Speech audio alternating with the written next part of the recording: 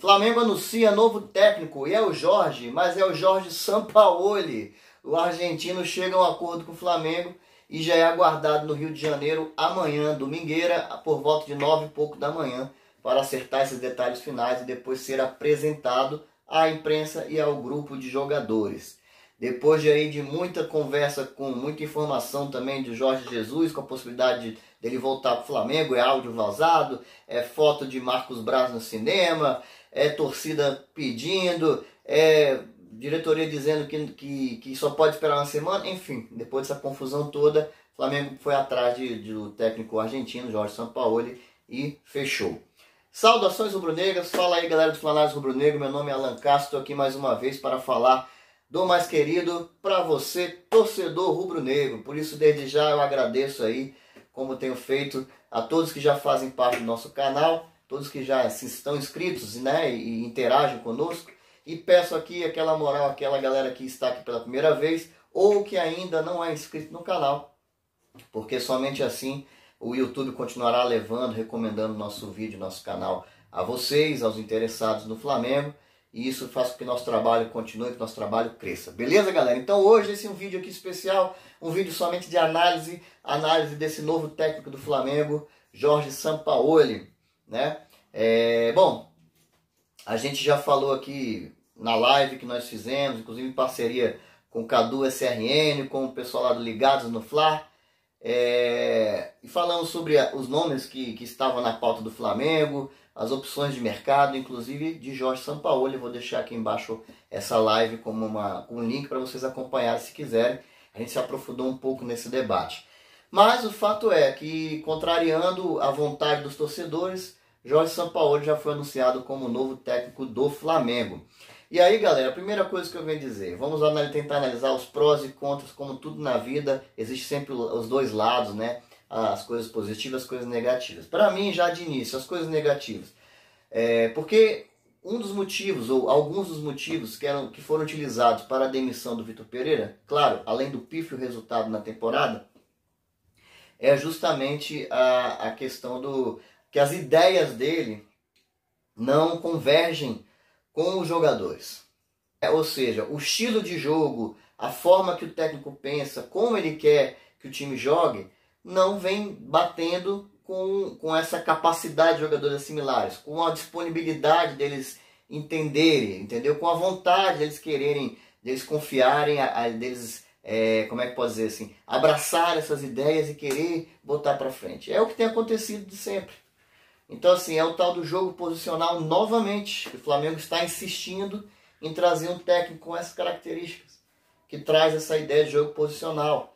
Quando se fala de jogo posicional, a bola deixa de ser uma referência, né? E aí os espaços passam a ser essa referência.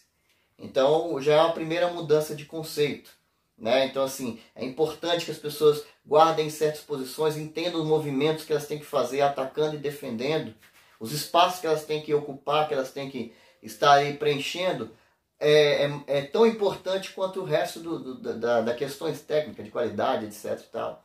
E isso já se mostrou, pelo menos até agora, com os técnicos que o Flamengo teve com essa ideia, que não deu certo. Então, assim, a primeira questão já de saída negativa para mim é insistir no mesmo erro.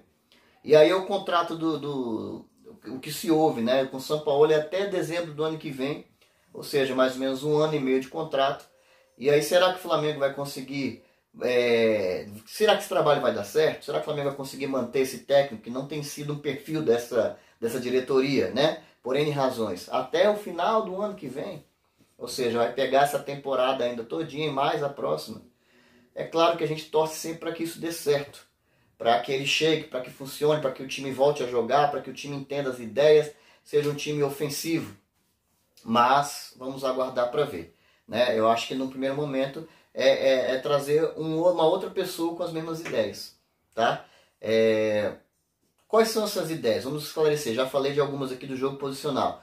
Outras semelhanças. Bom, uma coisa bacana, antes de a gente falar desses pontos, é que o Jorge Sampaoli já tem um currículo talvez assim de mais peso. Tem mais conteúdo para explorar, para buscar conhecer, para buscar entender como jogam as equipes do Jorge Sampaoli, né? Por vezes, né? E se a gente pegar aqui como referência o trabalho do Olympique de Marseille, ele joga com 3 zagueiros. Então já era uma coisa que existia muita resistência no Flamengo jogar com 3 zagueiros, e ele jogou bastante tempo assim com a equipe francesa. Será que ele vai repetir isso aqui no Flamengo? Ou pelo menos no início, né? Não sei. Mas ele jogou por várias vezes com uma linha de 3 lá no Olympique de Marseille. Uma outra característica dele, ele muda demais os esquemas na cabeça dele, de uma hora para outra. Ele vai exigir, ou vai querer que os jogadores treinem em posições diferentes, né? Treinem em esquemas diferentes, para que façam papéis diferentes nas partidas.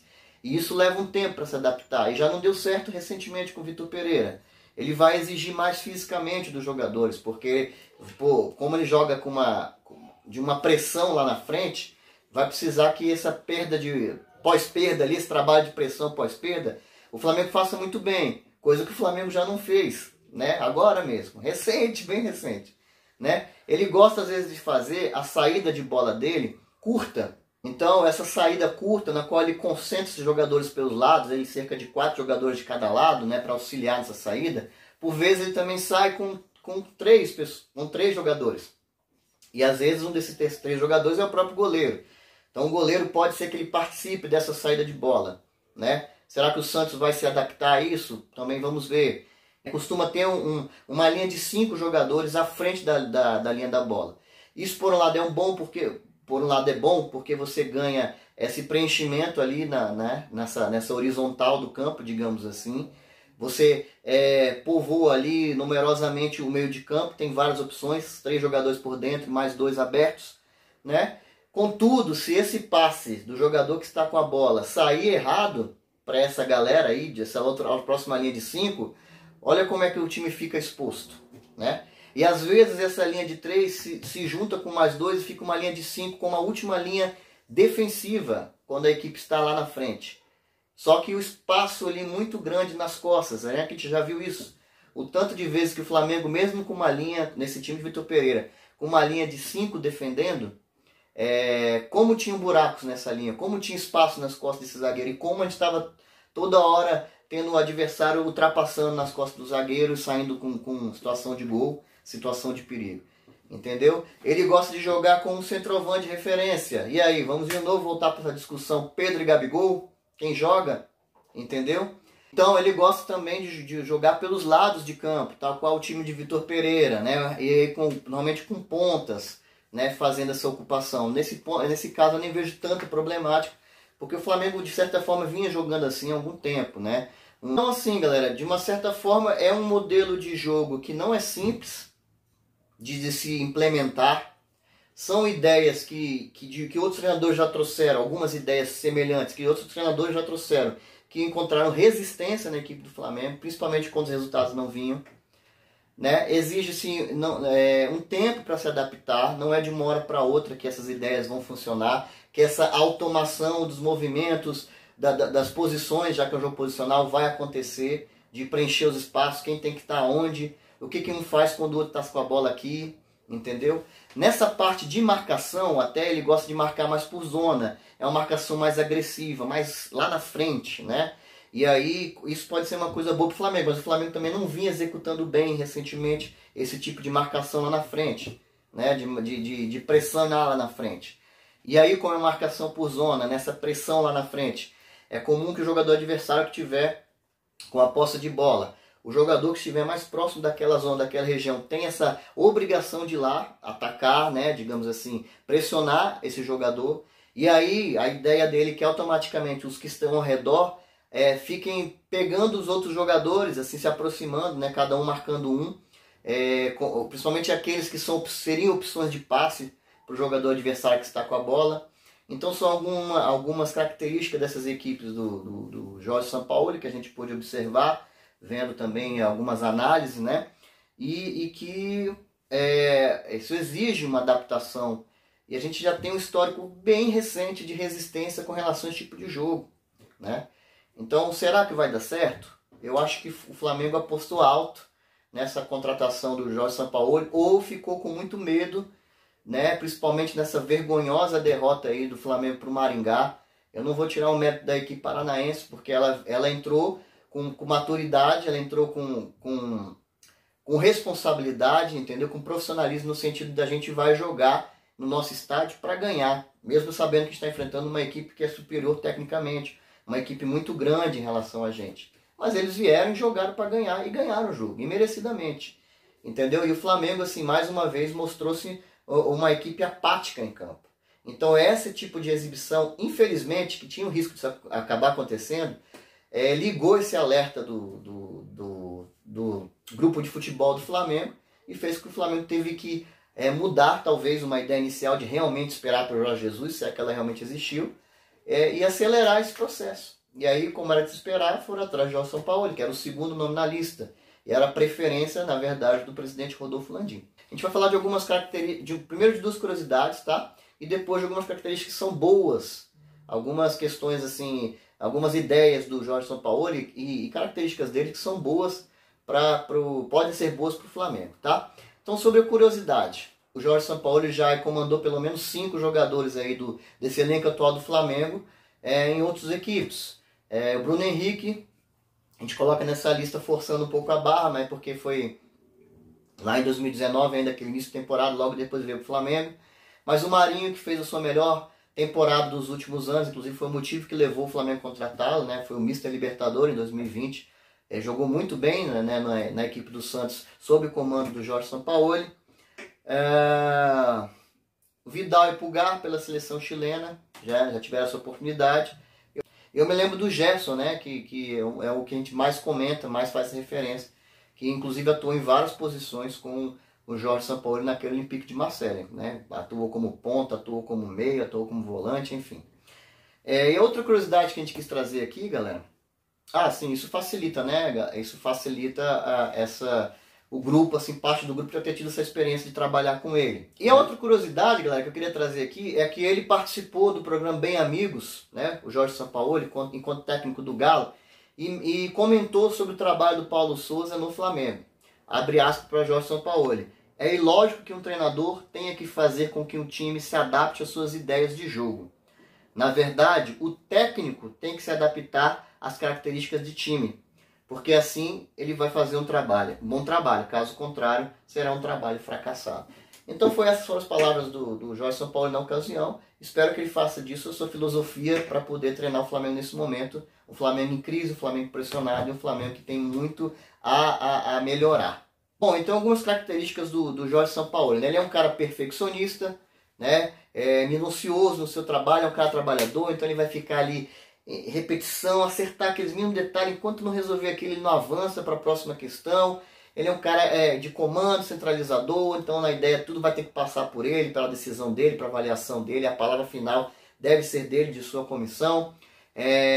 Não é um cara, ao que parece, de fazer muita média com o jogador, com o dirigente, com a imprensa. Isso pode ser uma coisa positiva para esse Flamengo de hoje, que todo mundo tem suas vontades atendidas, né? Tem X9, tem dirigente que fala em Twitter, tem de tudo, tem jogador que quer escolher onde quer jogar, tem de tudo nesse time do Flamengo.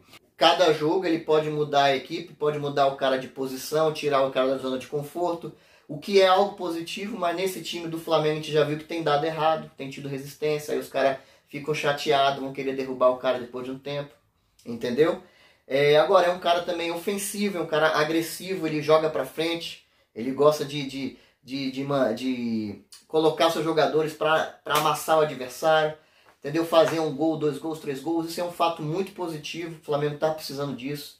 Essa questão de esperar muito o jogo para ir lá uma vez e fazer um gol, atacar ali, agredir o adversário, não é muita característica do Flamengo, é um cara às vezes de controle ali do jogo, né? Uma coisa que o Flamengo tinha perdido nas mãos do Vitor Pereira. Agora, a questão é, se essas ideias tiverem muita resistência, não estiverem avançando, né, o seu trabalho não estiver dando resultado, ele vai ter esse respaldo da diretoria? Essa diretoria que já se mostrou várias vezes que quando o trem aperta, quando o negócio fica ruim, ela vira as costas do treinador, frita o cara, deixa o cara ali se ferrando sozinho. Será? Para tirar o dela da reta, para sair bem na foto, politicamente eu sou inabalável, eu sou irretocável? Enfim, vamos aguardar, né? Tomara que dê certo, galera. Então vamos torcer para isso.